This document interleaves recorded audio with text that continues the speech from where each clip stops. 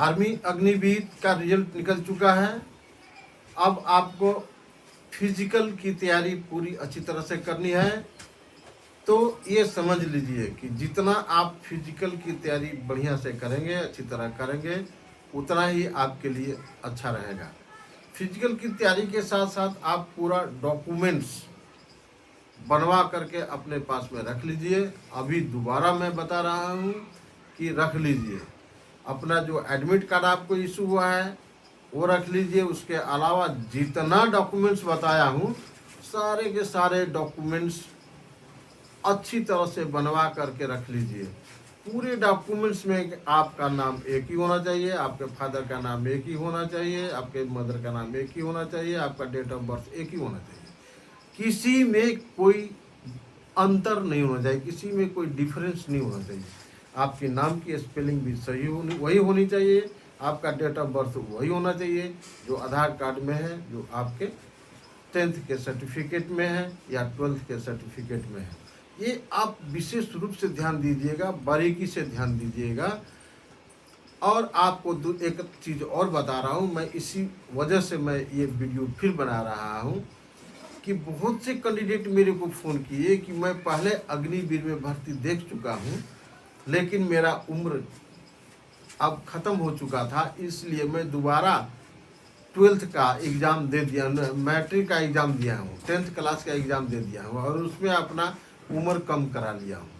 तो देखिए, फाल्सीफाइंग पकड़ा जाएगा। आपको मैं क्लियर बता रहा हूँ कि 9th क्लास में जब पढ़ते हैं आप, तो आपका रजिस्ट्रेशन उसी समय हो जाता है और जो रजिस्ट्रेशन नंबर 10th में आपने पहले आपका है, वही जो रजिस्ट्रेशन नंबर दोबारा जो देते हैं वही हो जाता है।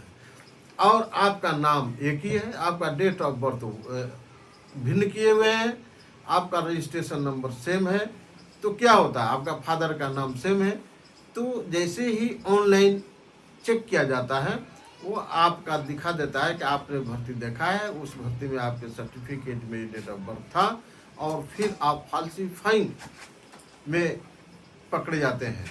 तो आपने पहले ही एफिडेविट में दिया हुआ है, जो नोटिस एफिडेविट बनाते हैं कि कोई भी जो भी डॉक्यूमेंट मैं भर्ती के लिए, आर्मी अग्निवीर के लिए प्रेषित कर रहा हूँ, जो प्रस्तुत कर रहा हूँ, वो सत्य और सही है। गलत पाए जाने पर मेरे खिलाफ, मेरे विरुद्ध कोई भी कार्रवाई किया जा सकता है।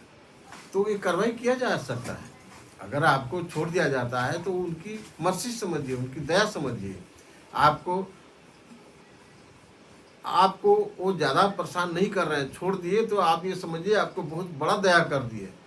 नहीं तो आपको जेल में भी डाल सकते हैं। इसलिए वो आपका भविष्य खराब नहीं करना चाहते हैं, इसीलिए आपको जेल में नहीं डालते हैं। लेकिन आप भी समझ लीजिए कि यदि आपका उम्र समाप्त हो गया तो दोबारा फाल्सीफाइंग करने से क्या फ़ायदा है। आप एसएससी जीडी में ज़्यादा उम्र है, उसमें तैयारी कीजिए। दूसरे सिविल सर्विसेज के लिए तैयारी कीजिए, उसमें उम्र ज़्यादा है। लेकिन फौज में तो लिमिट है, एज लिमिट है, वो एज, उसी एज लिमिट में आपको भर्ती किया जाएगा। हाँ, पहले जो जीडी का जो भर्ती का उम्र था 17.5 से 21 साल था, वो सही था कि जीडी के लिए उम्र कम चाहिए भी। लेकिन टेक्निकल के लिए, नर्सिंग असिस्टेंट के लिए, क्लर्कों के लिए जो उम्र 23 से घटाकर 21 कर दिया गया, ये टोटली 100% गलत है, 100% गलत है। और इसको सरकार को सोचना चाहिए। और सरकार नहीं सोचेगी तो जिन विद्यार्थियों का भविष्य खराब हो गया है, वो सरकार का भी भविष्य खराब कर देंगे। सोच लीजिए आप, मैं क्लियर बता रहा हूँ। क्योंकि 2 साल एट ए टाइम आपने कम कर दिया। पहले 21 साल से 23 साल किए, जीडी वालों के लिए किए थे, बढ़ाए थे वन टाइम के लिए। तो टेक्निकल वालों के लिए 23 से 25 किए थे। तो 25 से आप 2 साल घटाए तो 23 तो रखना चाहिए। ये आपने जो काम किया है ये गलत है। चाहे कोई भी सरकार है, हम किसी भी सरकार के खिलाफ नहीं, हम किसी भी सरकार के पक्ष में भी नहीं है। अगर आप गलत करेंगे तो वो गलत है। 23 साल जो किए हैं वो बहुत गलत है। टेक्निकल के लिए, कलर के लिए, ट्रेडमैन के लिए, ये नर्सिंग असिस्टेंट के लिए, जितना भी आपने 2 साल घटा दिया है वो आपके लिए खतरे की घंटी है, खतरे की घंटी है, सुन लीजिए आप। इसलिए इसको जो है आप इसमें सुधार कीजिए, इसको वहीं पर ले जाइए।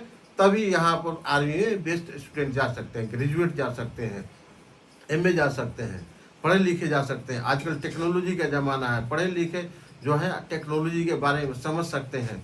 आप तो पूरा इसमें 21 साल करके पूरी फौज का भट्ठा गुल कर दिया है, भट्ठा गुल कर दिया है।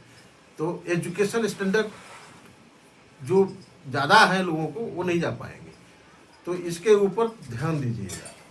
और विद्यार्थियों से मैं यही कहूँगा, अभ्यर्थियों से मैं यही कहूँगा कि आपका रिजल्ट निकल चुका है तो आप अपना डॉक्यूमेंटेशन जिस हिसाब से बताया हूँ उस हिसाब से कर लीजिए। ओके, थैंक यू, धन्यवाद। अब मिलेंगे अगले वीडियो में।